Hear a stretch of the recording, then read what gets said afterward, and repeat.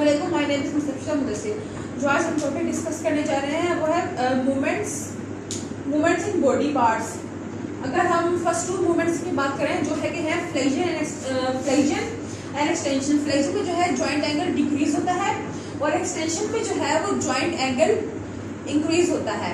अगर हम body parts में फ्लेक्शन एक्सटेंशन करवा कर देखें, सबसे पहले हम रिस्ट में फ्लेक्शन एंड एक्सटेंशन कराएंगे। रिस्ट की फ्लेक्शन जो है वो इस तरीके से होगी और एक्सटेंशन जो है वो इस तरीके से होगी। अगर हम फिंगर की फ्लेक्शन और एक्सटेंशन की बात करते हैं तो फिंगर की फ्लेक्शन इस तरीके से होगी और एक्सटेंशन इस तरीके से होगी और हाइपर एक्सटेंशन। हम शोल्डर की फ्लेक्शन और एक्सटेंशन की बात करें तो शोल्डर की फ्लेक्शन यू होगी और एक्सटेंशन पीछे की तरफ यू होगी। अगर हम नी की फ्लेक्शन और एक्सटेंशन की बात करते हैं तो नी की जो फ्लेक्शन होगी वो यू होगी और एक्सटेंशन यू होगी। अगर एल्बो की फ्लेक्शन और एक्सटेंशन की बात करते हैं तो एल्बो की फ्लेक्शन यू होगी और एक्सटेंशन यू होगी।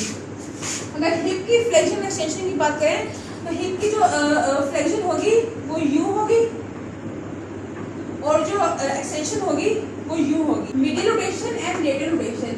मिडिल रोटेशन को हम इंटरनल रोटेशन भी कहते हैं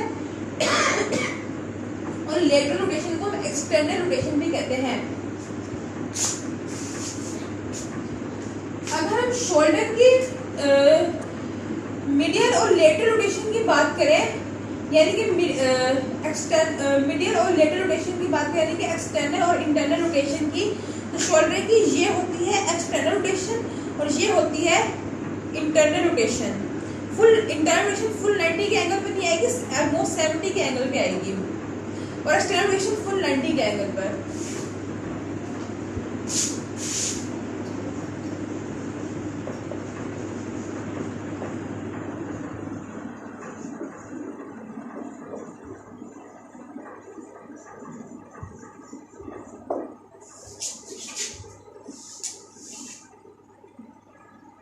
ये मिडियल और लेटरल रोटेशन हम पढ़ चुके हैं।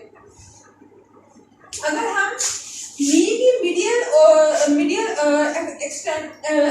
इंटरनल और एक्सटर्नल रोटेशन की बात करते हैं तो नी की जो है ये हो जाएगी लेटरल रोटेशन और ये हो जाएगी मिडियल रोटेशन।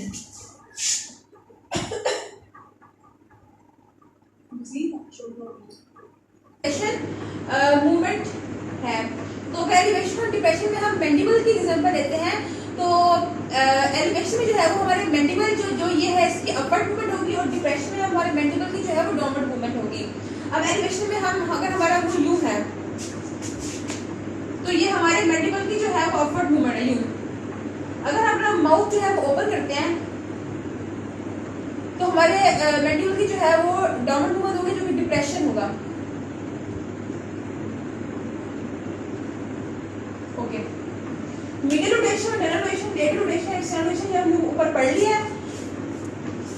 डोर्सल फ्लेक्शन में जो है हमारा फुट जो है हमारी बॉडी की टुवर्ड्स मूव करेगा यानी अपवर्ड मोशन करेगा।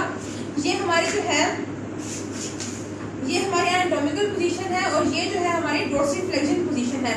अगर हम प्लांटर फ्लेक्शन की बात करते हैं तो प्लांटर फ्लेक्शन में जो हमारा फुट है वो डाउनवर्ड मोशन करेगा, अवे फ्रॉम द हमारी बॉडी करेगा।